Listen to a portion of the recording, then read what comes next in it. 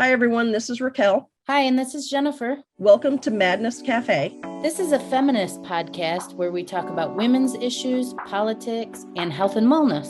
And where those issues intersect. Hey, everybody. Welcome back to the podcast. Thank you so much for joining us today. We are going to talk about a topic that people are generally not too keen on talking about. I know I myself am not that keen on talking about this topic generally, but it's something that I think we need to talk about, right? It's the topic today is grief. And so we are joined today by a guest. Her name's Tiffany. Yep. Tiffany Mazurek is a holistic psychotherapist and body worker. She has a background working with trauma survivors and issues of grief and loss. Her career includes work in the foster care field, domestic violence, sexual assault, and child abuse treatment. She currently has a private practice and co-owns the Center for Sacred Living located in Ann Arbor, Michigan. Tiffany, again, thank you so much for joining us. And is there anything that you would like to add to the introduction? No, I think that covers it really well. Awesome. All right. So Tiffany, perfect. How did you get started in grief work? Well, it's interesting because I think that my story of how my practice kind of created or became what it is started back with my own personal experience with grief work. So I was a social worker, psychotherapist. I was working in the foster care field out of grad school, the longest 9 months of my life, and the worst part of my job I've ever done. Working in foster care was brutal. And in the meantime, I was going through in my personal life fertility stuff. And anybody who's ever been through fertility knows that, that is a grief that is pretty heavy. Going through treatments, having the loss of something that seems like it should be so natural and that everybody else seems to be doing like so easily. And then you're trying to figure out how to make that work. So while I was going through my own fertility journey, I started to work at an agency that did sexual assault and child abuse treatment. And as I was working in that field, I started to pursue some holistic, like body work type things, energy work kinds of stuff for myself, for my treatment. And Jenny, you're a big thing with that, because I had a conversation with you once where I found something online for a place where you could go in Florida and you could stay, and you got all these different treatments, and they, their big thing was they were supposed to help with fertility and stuff. And you and your mom had a bunch of, resources in the Kalamazoo Portage area. And so you hooked me up with someone named Deborah Basham. Oh yeah. Remember that? And so when I started working with Deborah, doing some energy work, body work, things like that, that was when I started to put it together with, oh my gosh, this is what I actually need for my clients too, because I'm working with all of these sexual assault survivors who are completely, disconnected from their bodies, and have gone through all this trauma, and they're holding all this in their bodies. And so, that was kind of the beginning for me. And so I ended up going to massage school. At one point, I was sort of looking at multiple different, routes to go to do what I wanted to do. And massage school seemed like the next best, route for that. And then I stayed working at the agency I worked, the sexual assault and child abuse, for a pretty long time until I started my private practice. And so now I've just kind of put all of these different modalities together, and I'm always looking for new ways to work with, my clients. And what I find is that every single client that comes to me has some sort of grief, right? Like everybody's got something. And so even if you haven't gone through the grief of a major loss of someone dying in your life, or divorce, or, some of those really big ones, there's always something. And, so grief isn't just about death. It's not just about death, Raquel, absolutely not. It can be the loss of, an identity, of a possibility, right? So like when you think about fertility work, the loss of the possibility of a family, right? It can be the loss of the possibility of a career because something changes along the way and you can't, things don't work out the way you wanted. So yeah, it can be the loss of a place, people who, move or end up like not living where they want to for many different reasons, life happens. And so, yeah, it's not just about death. So if you could take a step back and talk to someone who is just beginning their understanding that they're having grief and they're starting to do grief work, what would you tell this person just beginning their journey? That's a really good question. I would say that grief has no rules, that we as a society have a lot of rules about what we think grief is about and what we think that process should be. And, right down to, I always talk to clients about the fact that right down to at your place of employment, if someone dies, they tell you how many days off you can have based on who died, right? Yeah. So like, I remember someone telling me once, they were like, yeah, if if a distant family member dies, you can have a day off. If your partner dies, you get 3 days off. If 3 days. And I was like, that is crazy, right? That's like ridiculous. that is crazy because there is no time limit. And so I think that would be the big thing, Jenny, is like, I would really talk to people about the rules that we have and the ideas of what grief means. I think we have such a discomfort about grief and what it is and what it looks like. And, you hear so many people say like, well, I just see this person, they're just stuck in their grief. And I'm kind of like, what does that mean? Like, what does that mean to be stuck in your grief? And what I think happens is that our own discomfort with grief gets in the way of us being present to other people's grief because like it's everybody's biggest fear, right? Like loss or losing someone big or going through a divorce or like that's everybody's biggest fear. And so when you watch somebody else go through it, it can be really hard to be present to that person and be supportive. I'm really glad that you brought that up, especially the part about there's really no right way to grieve. So I'm glad you talked to that. But so if you know somebody who's grieving, the death of a loved one or the loss of a marriage or the loss of the possibility of what they thought their life was going to be, how can we as the people who love them support them? But what's the best way that we can be there for them? I think you just said it, be there for them. Like be present where they are and where they are able to, to be. So we have this idea that we have to have the perfect thing to say. People say that to me all the time. Like, I don't know what to say. I don't know what to say to them.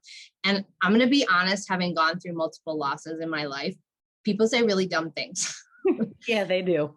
They don't really dumb things. Really dumb things. I'm sure I've said some of the dumb I'm sure I have. So can you go through different stages multiple times? Yes.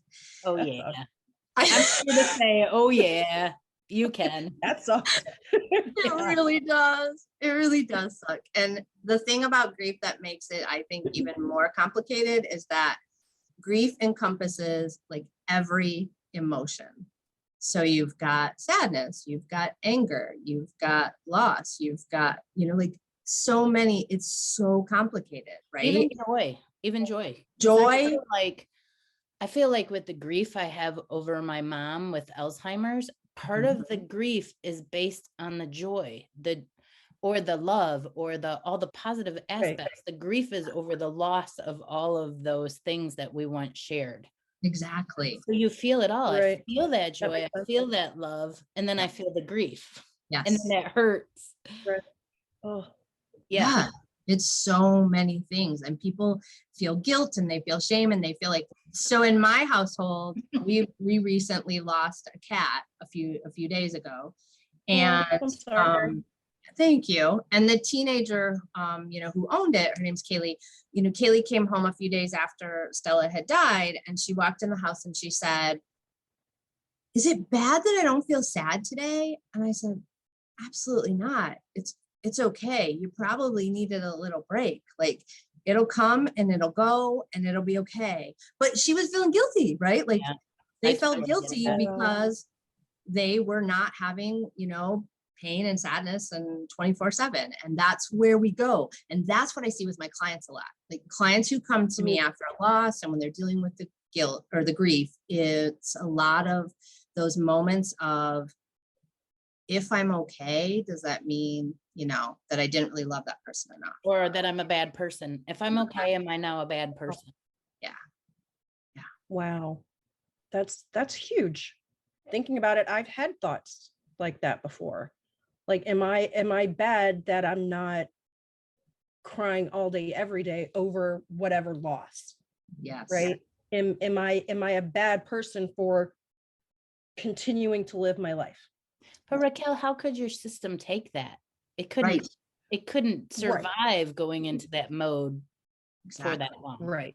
Tiffany, it's almost like your body knows what you need, right? As far as the grieving, like you let it out when you need to let it out. And so I guess maybe a problem arises when you don't allow your body to do what it needs to do. Yes. And I mean, that's the case with any emotion, right? Like that's probably one of the things that pisses off my clients is the most is when I will say to them regarding whatever they're going through, like part of the process is you have to feel your feelings, right? And when we hear that, of course, do that. Exactly. And also I think there's also the argument of like, what do you mean? And that's not, I'm doing nothing but feeling my feelings. But what we forget is that like our brain is this really complex, organism, and that our brain will take us to places all over the place. And so, what I tell people is that you have the initial feeling, whatever that might be. So let's say it's sadness, if we just went with the sadness and said, what do I need to do to feel the sadness right now? Let me cry. Let me be present. Let me just sit here. Let me call someone and tell them my sad story. If we just did that, we could take it to the end, right? Like you said, Raquel, we could listen to the wisdom of our body and what it needs. Unfortunately, what happens most of the time is that our brain kicks in and it goes, ugh, I don't want to feel this way again. Like, I don't have time to feel like this right now. Or I thought I was over this. Why am I doing this again?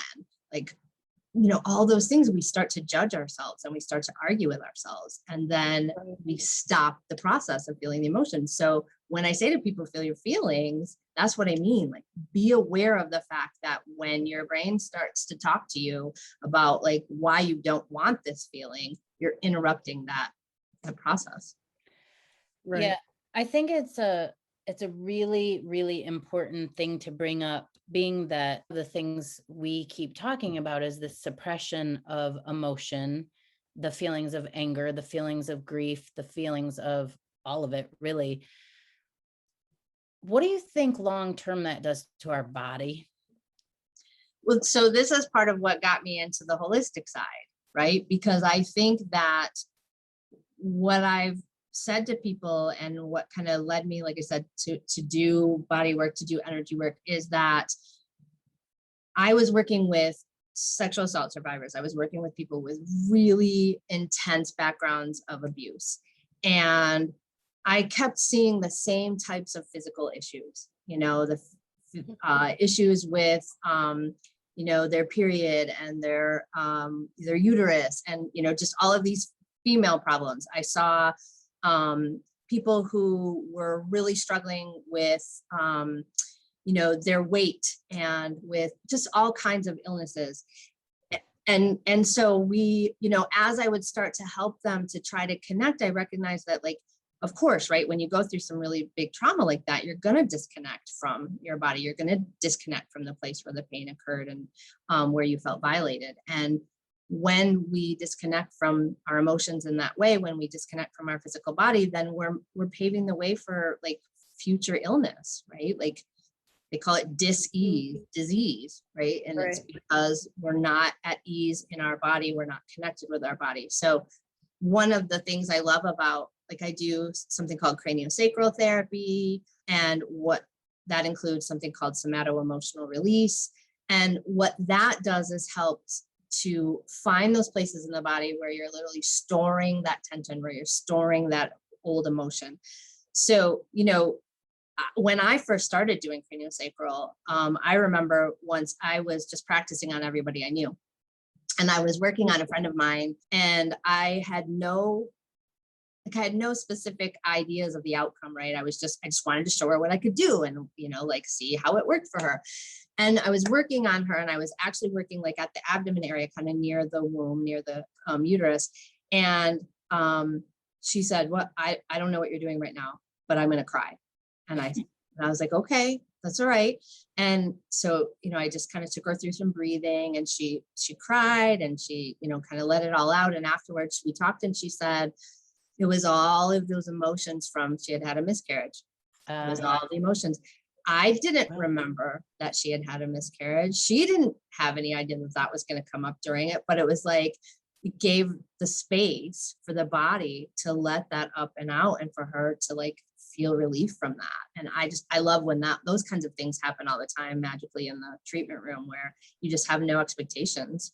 So when that happens in a treatment room, you're doing that work and you've released this, does that then cure her? Is she cured now? What is she cured of?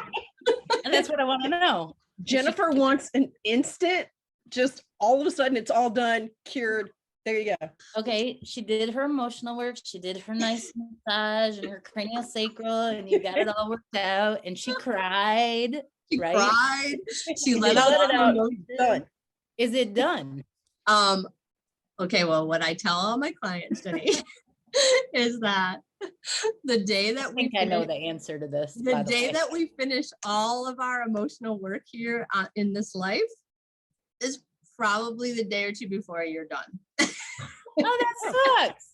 So you get no happy living before you transition. You get relief, right? You get release from the body, like absolutely. And we have this idea that like, if you're not happy, then you're sad. If you're not in complete joy and bliss, then you're depressed. If you're not, we forget that, like, when I'm working with clients, it's not that I'm trying to take away all of their negative emotions for the rest of their life, right? Like, that's just not realistic. But what I say to people is that if we can find our baseline to be a little more in the middle, so that when things come along in our life that kind of, push us down, we don't have to plummet as far. Like, when you don't deal with your emotions. This is the thing about grief. I tell people, grief is like a snowball. If you don't deal with your grief, that snowball keeps going. And with each new grief, it gets bigger and bigger and bigger, like it's going down that hill, right? Until you see people who will have something like, this isn't necessarily always a small thing, but let's just say, like, they change a job. And even if it's their choice, but they're still changing a job, right? And there's a loss about that. And suddenly they have this huge breakdown. Like, and they're like, I don't understand why this is so big, and when we go back, it's because they never dealt with the death of this person. They never dealt with the divorce. They never dealt with, whatever, all these other things. And so it just snowballed till this one thing just pushed them over the edge. And then you kind of have to. And so when you're dealing with your emotions as they come, when you're letting things have its completion, you're not adding to the physical stress of your body. You're not adding to the emotional stress. And think about yourself at your best in your life. Like, when have you been able to handle things your best? It's usually when we are emotionally and physically healthy as we can be, right? When we've had enough sleep, when we've been eating well, when we've maybe been exercising, all those great things. And so it just helps with our, emotional, the ability to feel more stable when shit goes crazy. Right. So what do you say to people who are like, oh, I dealt with that? I dealt with that. I felt my feelings. She I'm has good. to deal with her friend Jennifer, who says that all the time. All the time. Right? I've dealt with that. Yeah. So what do you tell Jennifer every day? I mean, when clients come in and stuff will come up and they'll say like, well, I already dealt with that. And I always say to them again, like, grief is not grief and emotions and trauma, all of that. It's not a straight line, right? Like, it's not like you're walking along and you go, oh, okay, well, that one's behind. Let me keep going. It's like, it's this thing that kind of loops back around, and there are going to be different layers. And it's like peeling the layers of the onion, And so I can deal with something to some extent, like, so I've had things in my life where I've gone to therapy for a certain thing, you know, so let's say we'll talk divorce. I went through a divorce, something really, yeah, anybody who's been through it knows it's pretty awful thing to go through. And so went through therapy afterwards, kind of dealt with, you know, 12 years later, like sometimes, right? Like things happen, you know, and the next layer of it comes. And so instead of getting mad when those issues come up, like I used to maybe, you know, 5 years ago, now I'm like, okay, here comes the next layer of this. Like I must need to deal with this loss that I didn't think about that's associated with. I hear what you're saying, and I'm like, holy crap, am I just going to get stuck in that, you know, I'll be fine and it'll be great. And then, you know, 2 years from now or 3 years from now, it's going to hit me again, and it's going to put me right back at that exact same spot of that same level of hurt. You know, does it, please tell me it gets easier. it changes. Some aspects of it can get easier. And what I tell people is you never go back, right? Like you just go to the next like layer. And so what I believe in my work with people is that if we are dealing with our stuff, and if we're working, you know, on having coping mechanisms, knowing what kinds of things are helpful for us, you know, to help with our resilience, then when that next thing happens, again, you're not going to go as low, right? Like it can be the next loss in your life that you deal with, and it can be really painful. So for example, my mom died in December. That was really hard and really awful, the process of it. But what I noticed with this loss is that it was really different. And I don't mean that it wasn't painful. It was just really different than when my dad died. And I was so not prepared for that. You know, there was a different level of resilience. There was a different knowingness of what I needed to do to take care of myself. There was a different, you know, I kind of knew who I needed to reach out to. I knew what resources I needed to get through it. And so it was very different than when my dad died. I was not at all prepared, and it was a huge life-changing thing. When I look at grief in my own life and I think about the times that I felt the most grief, okay, so I felt the most grief. I don't know if you both know this, but my brother died at a very young age. He died at 29. We were very close. I still feel grief sometimes around his birthday time or death time or just thinking about him time.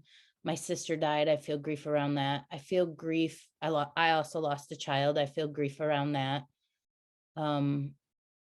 Divorce, I feel grief around that. Mm-hmm. Oftentimes when I think about grief, it seems to be tied to this desire to keep something. Like my brother's death, my sister's death, that doesn't hurt them. It seems to hurt me. It seems to be it's almost my grief of FOMO, fear of missing out. Like, what have I missed out on because they died? Like, I don't have them here with me now to help me with my mom. Like, it's almost like grief is selfish. Like it's, what am I missing? And I feel bad about it. Is that what grief is? Is that the definition of grief? I mean, I think that's one of the parts of grief that can be really tricky for some people. Absolutely. Because when we think about it, right, like whatever you believe, whether you believe there's something else after death or there's not, like that person's at peace. They're not here anymore in a physical form. And so I'm getting all greedy. I want them here. Right. And so it really is about our own pain, about exactly what you said, like the loss of their physical presence here, the loss of the ability to have those conversations, to have the hugs, to have whatever it is that we need. And so, that's a lot of like helping people to deal with it is what are the upcoming, what are the future losses? You know, what are the things that like in the future you won't get to have? So we love, again, so as a society, right? Like we like to have these rules and these ideas. You know, one of the things that people will say to me all the time is like, they're told over and over, the first year is the worst. All the firsts are the worst. Yeah, whatever. And when clients come to me and they tell me that, well, you know, they say the first year is the worst. I'm brutally honest. And I'm like, that's not necessarily true. It might be, and it might not. It might be, and it might not be, but you can't go by that rule because the 10th you year don't know. Right. Exactly. Like you don't know at that, you know, future event down the road that your you know, dad can't walk you down the aisle for, that's going to be a painful event, right? Like, and so Right. you don't know what's going to come. I mean, some of the things that really shell shocked me, when my sister died, there was all my own grief in regards to that, but she left 2 children. And I remember being with her daughter trying on prom dresses in the dressing room. She's trying things on. And we could hear all these other mothers with their daughters trying on dresses. And she just started sobbing. She was like, "Where's my mom? Oh, my." And it was just that brought my grief, not so much about my sister, but my grief for my niece. It's just so complicated with all of the little, like, grief, but also anger. Like, how dare she miss her daughter's prom dress? And, you know, it's all tied to so many emotions. It And really is. it really is. And it's not an easy. The thing I will say about it from personal experience, having had a lot of loss, is you never know when grief is going to come up and get you. Yeah. You just never know. You think you're cruising along, you're doing well, and something will just trigger. I had a recent experience. So I am in the process of buying a house, right? And the market out there is crazy, right? So I've been like looking at houses, and it's been a rough ride. But at one point I was driving to go look at some houses, and I was like, why am I not excited about this? Like, you know, and I just couldn't figure it out, because I love looking at houses, and like, this is for me, this is my, you know, my home. And I was like, what is wrong with me? And that night, when I sort of sat down, and I have some sort of self, you know, therapeutic techniques I do for myself, when I really tuned inwards, I realized that I was still holding on to the house that I lived in, that I owned with my ex-husband, which, when we bought that house, to me, that was my dream house. That was the house I was going to live in forever. And I had big dreams for all I was going to do to that house. And I realized, like, I was stuck in grief for that house. And so I luckily was able to like recognize that and do some things and work on it. And I did some journaling and whatever, and, you know, and was able to kind of let that go, so that I could move forward and find this new house, you know, that I'm now going to move into hopefully soon. Had I not known that, I might have like gone through this whole process, right? Of And just missed like out on the present based on what you were feeling from the past. Exactly. Yeah. Right. It's So so interesting. So do you find that men and women grieve differently? That's That's a really good question. Yeah. It's interesting. That's a really good question. Yeah. I am going to say, so I'm trying to think about different clients I've had, right? So I had this male client that I was working with for quite a bit, who had lost his wife to cancer. And we worked together for quite a long time. And I would say that we have different rules in society for how you can express, I would right? agree with that. Emotions. Right. Yeah. And so I think that comes into play, like how you're supposed to act, what you're supposed to do, what the expectations were. I feel like in his case, there was a lot more expectation that he would sort of like get back to work, and like everything would go back to normal, and this and that and the other, versus, you know, I think if a woman starts crying in the middle of her work, you know, after grief, we're going to be a little bit more understanding, and not in all cases, but in some cases. So I think that would be the big difference, I would say, is how how we as a society support that process. But you don't think they suppress emotion differently or show emotion? Do you think men are more? I think in general, sometimes men, it's easier for them to go the anger route. I was just going to say, did they show anger more? Yes. Right. Yeah. Well, because it's more allowed, right? And Jennifer, you and I have talked about this before too, that there's certain ways that women are allowed to express anything. And there's, you know, but men are allowed to express different ways. Yes. Right. And which I mean, there's limits on both of us. So neither of us are being fully actualized. But aside from societal pressures or constraints around grief, is there a difference in the way that men and women feel grief? Maybe is that Is that a fair question? Yeah, that's a good question. I don't actually know if I can fully answer that, Raquel, because obviously I only know, right, the way that I feel it. Right. And I can't really say that. Yeah, I don't think I have an answer to that. Okay. Yeah. Fair. That might be an issue for another episode of the podcast. Right. Absolutely. Someone who's done some, research on that. That would be really interesting. I mean, how would we know how another human being is actually feeling around it? Right. You would have to literally do a study, right? Some kind of testing. Yeah. Yeah. Exactly. All right.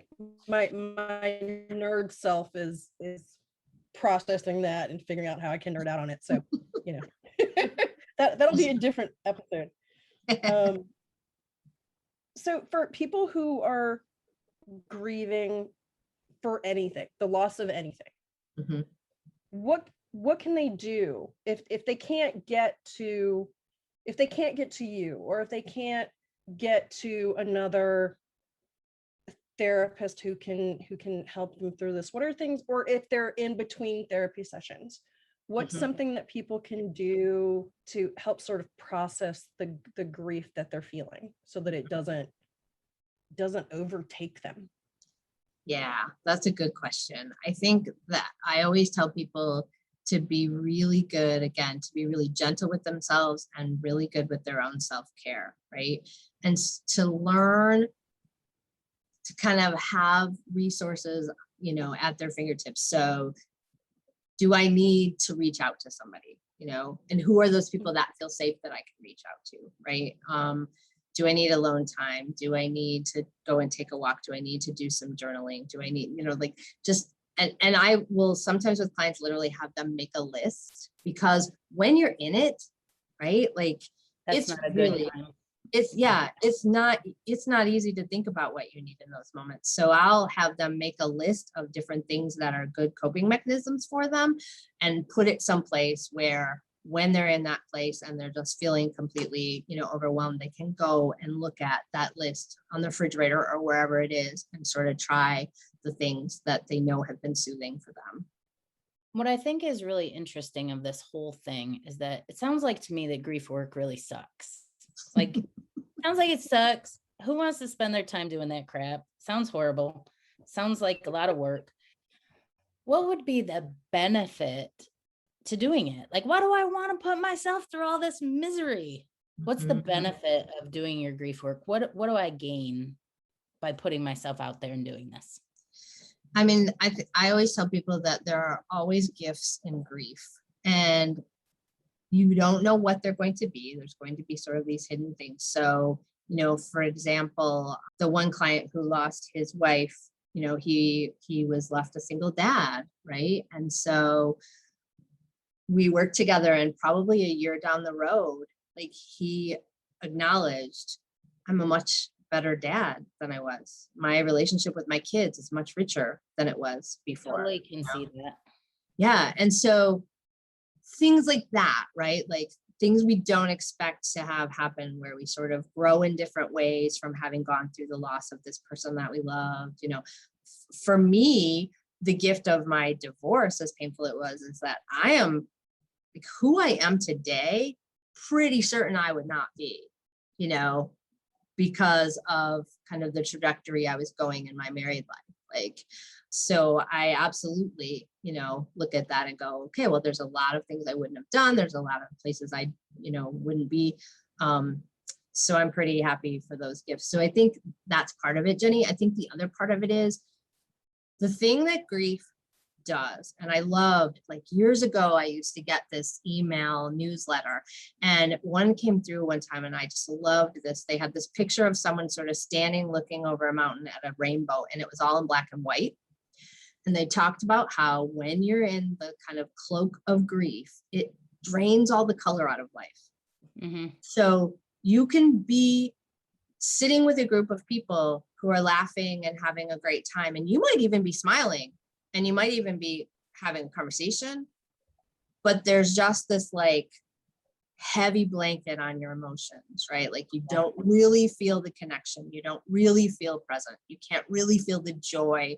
Or even like if you're laughing in that moment, it's not the same. It's kind of going through. And, you know, what my clients and myself, you know, have noticed is that as you start to work through the grief and you start to feel those feelings again, and you start to get that joy back, it's like the colors get brighter again. Yeah. So I remember once after going through something, I went out for a run one day, and I like had some great music on, right? And so like I was walking down the sidewalk after I had run, and I was doing my like cool down walk, and a song came on that I liked, and I kind of started dancing to it a little bit, right? And I had just been doing like some, you know, heavy duty therapy kind of stuff after a trauma I had gone through. And I started to kind of dance, and all of a sudden I stopped, and I was like, oh, I haven't danced spontaneously like that in over a year. And like that for me was a moment of like, okay, I'm getting my joy back. Like I'm getting the ability to feel things again back. Like, and that's what people see. Like, you know, you just, when you start to come through it, you start to notice again, like, whoa, my feelings are a little bit deeper. The colors look a little brighter. My connections with other people are a little richer. I've definitely experienced that. And you know, Raquel knows I listen to a lot of podcasts. I listen to Eckhart Tolle's. He said that we cannot actually actualize as human beings without going through trauma and trial and tribulation. And as parents and people who try to protect others or try to, and Raquel, you're a big caregiver too, like trying to like buffer everybody, everything. I want to protect everybody. I know you do. And so does Tiffany, and so do I. We're caregivers, right? We try to take good care of our people, but in doing so, we buffer them from the very thing they need to actualize. Exactly. Right. And so grief probably is, man, that pisses me off though. Me too. Me too. That pisses me off. Yeah. And I was thinking about this, Jenny, in regards to this, exactly what you're saying, because you know, Jenny and I have known each other for a pretty long time, not as long as you guys have, but we've known each other for a pretty long time. We've been through a lot of very similar experiences and a lot of parallel losses. Oh, yeah. And when I think about who you are right now and about who I am right now, we know that part of that is because of these losses. Doesn't mean we're like, oh, grateful, thank you. Oh yeah, it was so great that you let me lose my child. Yeah, right, exactly. Like, oh, so glad I had to have these. Yeah, exactly. But the other part of that, what I say to clients is like, when you get to that place where you can look back at those gifts of grief and you can have that gratitude, and we know gratitude is a big deal, right? We know that's a really important practice in life. When you can have that gratitude, that's what transcends. That's what helps you to like grow past the pain, because then you can look at it and be like, no, I wouldn't have written this story into my life. I wouldn't have chosen that to have had happened, but it did. Although you spiritual types say we did choose all this. That's another podcast. I'm happy to come to that one. Yeah. Exactly. I say, no, we did not choose this. Well, you know, Tiffany, I think it's great that you use the phrase grow past the pain. Mm-hmm. Because whether we want to admit it or not, it does help with our growth, right? Everything we go through contributes to who we are at this very moment. And what I think, or what I hope happens, is that it also increases people's ability to empathize with other people. It does. It totally does. Absolutely. After a little bit of death in my life, I'm a much nicer person. Exactly. Yeah. This sucks so bad, doesn't it? Oh, it really does. It really does. I totally feel for people now. Yeah. Yeah. It's really true. Well, and like, if you think about it, I mean, if you don't grow, right, you stagnate. And that's where you see people when they say people are stuck in their grief, like that's it, right? Like usually it's they're stuck in the bitterness or the anger or the loss, or they can't get beyond the fact that like you were saying earlier, Jenny, that person is no longer here. Like the loss of what they, wanted to have happen in their life or where they thought they were going to be.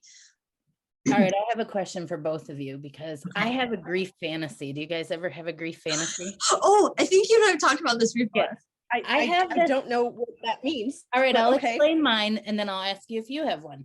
But I have had this fantasy since I was very young that when I went through grief, like my divorce or the loss of the child or one of my siblings who died, that I will be so overcome with grief that I won't be able to leave my room. Kind of like those old movies, where I'll be laying in my bed and the covers up and the curtains and it's all dark and I haven't gotten out of bed for like 5 weeks. And someone will have to come knock on my door. Jennifer, get out of, and they open up the door and they pull the curtains back and they're like, enough of this. That's my grief fantasy. But in reality, I can only lay there about 10 minutes. And then I have to get up and do something. But that's how I want to do grief. Yeah. But I can't do it. Okay. Do you have a grief fantasy, Raquel? Wow. I've never. Wow. Maybe it's okay if you don't. I don't know. I don't think so. I mean, would it be weird if my grief fantasy is that I'm the one who comes and like opens the curtains? I'm gonna need you. I guess I'm the rescuer. I don't know. Maybe. What does that say about me? Oh, wow. I think I just revealed a lot. Oh my. So you want to come save me? Yes. Oh, shocking, Raquel. I know.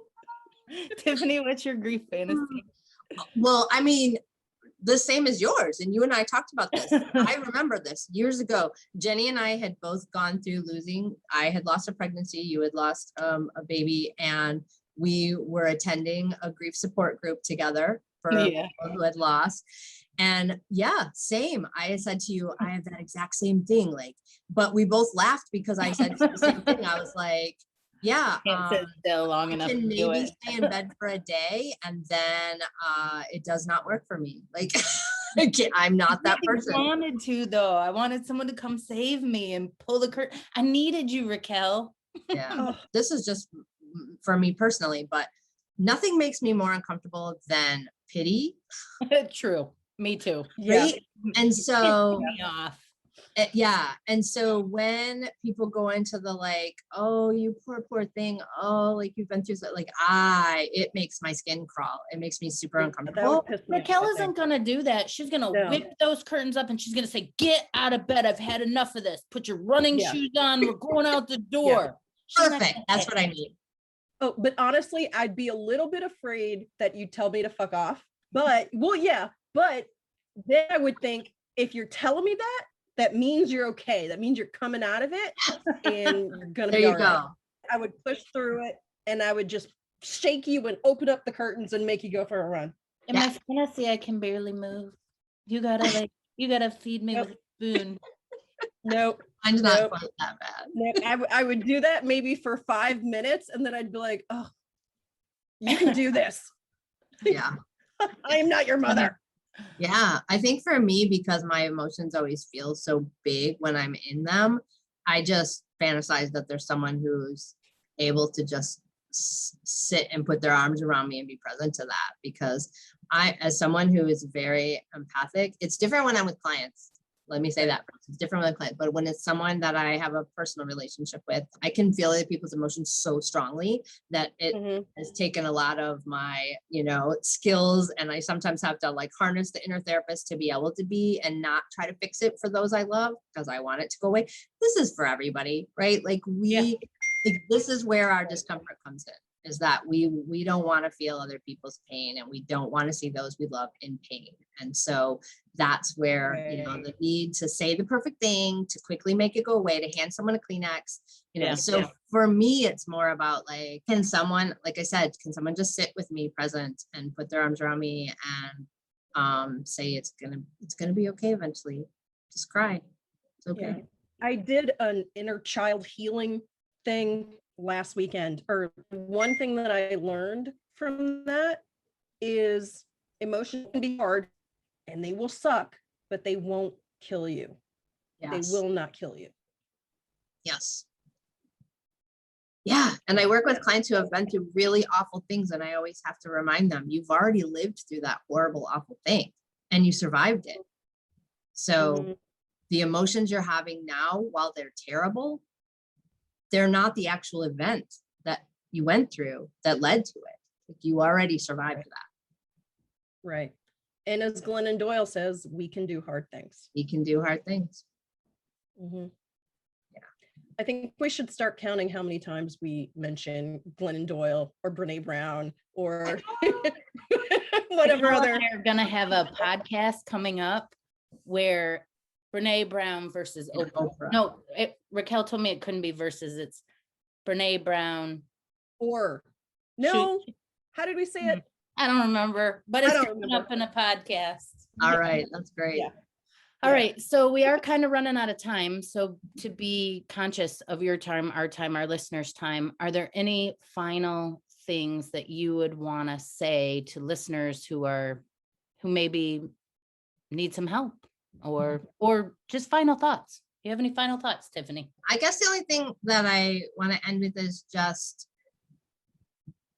if you're going through grief and you feel like you're stuck, they're like, seek help. I've had people literally say, like, I don't know what it's going to do, what good it's going to do to talk about this stuff. I don't know, or I've had people who have worked with a therapist and they're like, that was not helpful. And I'm like, well, maybe that wasn't the right person.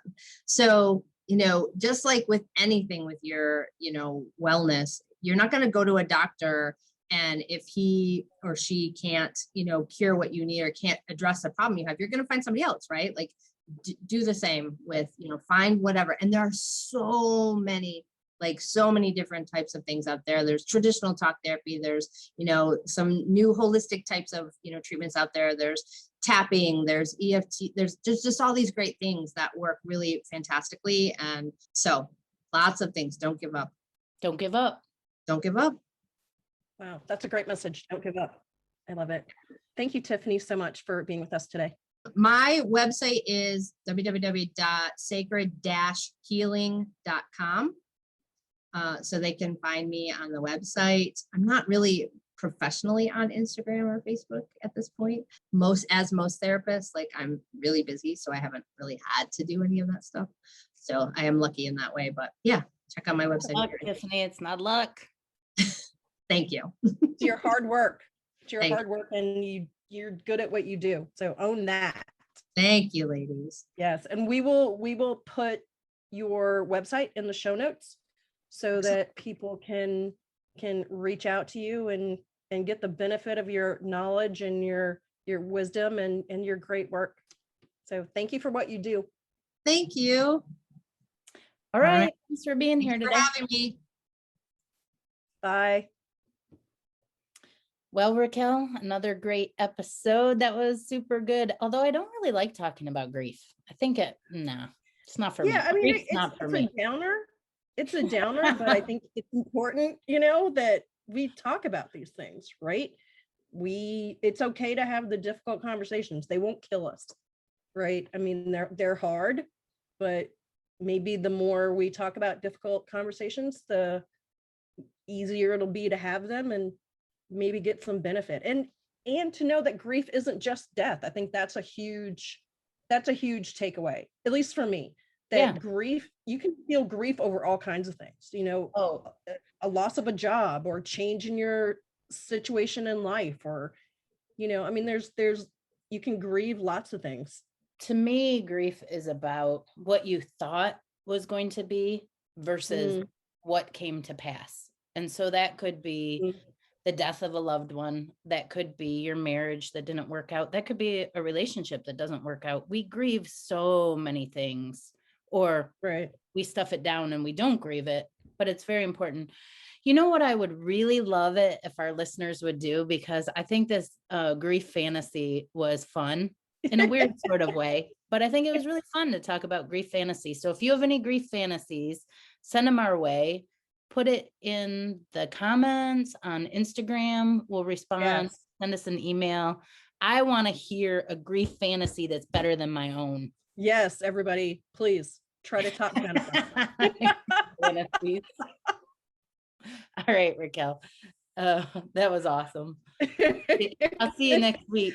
All right. Bye, Jennifer. Bye, everybody. Bye. Send us your grief fantasies. I'm not kidding. I need some grief fantasies. Yes, seriously. She's not kidding. Thanks, everyone, for listening today. We will be back with more Madness Cafe next week. You can find us on Instagram at Madness Cafe Podcast or email us at madnesscafepodcast@gmail.com. Bye.